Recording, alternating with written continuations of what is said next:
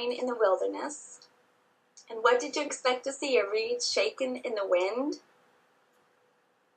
I have so much to talk about, and I haven't been doing teachings for a while, so I'm back up.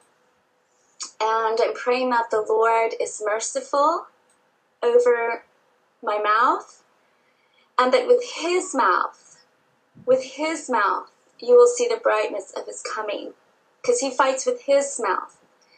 And I pray that you will hear his heart, God's heart, for you.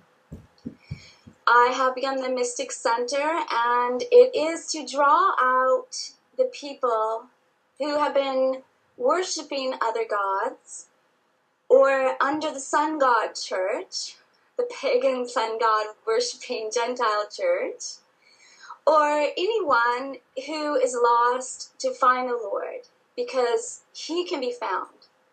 And I find that many times people are looking for the Lord, but they can't find him in the church, how it is set up, because God is not a church.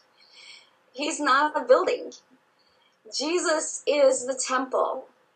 He is our fellowship. He is our structure. He is everything. He is the all in all. When he died on the cross, the veil of the temple tore, and from my understanding, this was not like a half-inch piece of linen fabric. From my understanding, it was extremely thick. Like, I've heard it was 3 feet thick, but I have to look that up. The Holy of Holies was where the Lord dwelt, and the priest could only go in there to do the sacrifice once a year. And I'm a little rusty, I'm sorry. I'm fighting so many spiritual battles all the time that it's hard to also be studying everything that I need to study. But when Jesus died on the cross and his heart broke and the water and the blood poured out, he became at that moment the temple. And there was no more temple. And there is no temple on the earth. There is only his body, worshiping in his body, and those true believers that really believe and follow him. The church as it stands will not equip you enough for what we have to face and what is upon us. The prophets of God, the true prophets, cry out in the street. It says wisdom cries out in the streets. Who will listen? Who will come in? And who will give heed? What's going on in our nation? I'm talking America. I've known this is going to happen for 20 years because I'm a prophet of God, and God doesn't do anything without revealing it to his prophets. I'm not into the American dream. I don't see that in the Bible.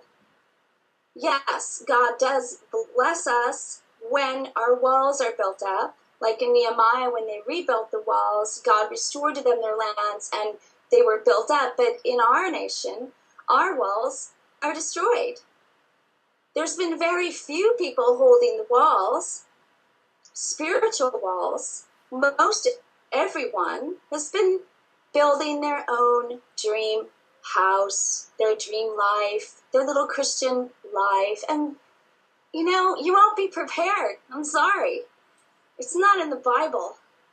I see the prophets, the martyrs, the apostles. They're all like, gave everything to follow the Lord.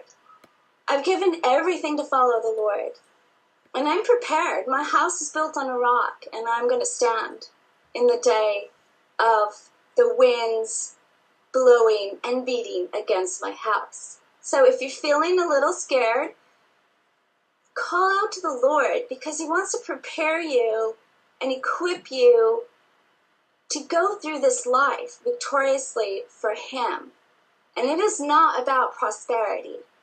It is about giving your life to the Lord and prospering in the gifts and fruit of the Spirit and pouring out your heart to the people that he wants to reach. Because his treasure is his people. It's his souls. And where your treasure is, that's where your heart will be. So don't store up for yourself treasures on earth, because you're gonna lose them.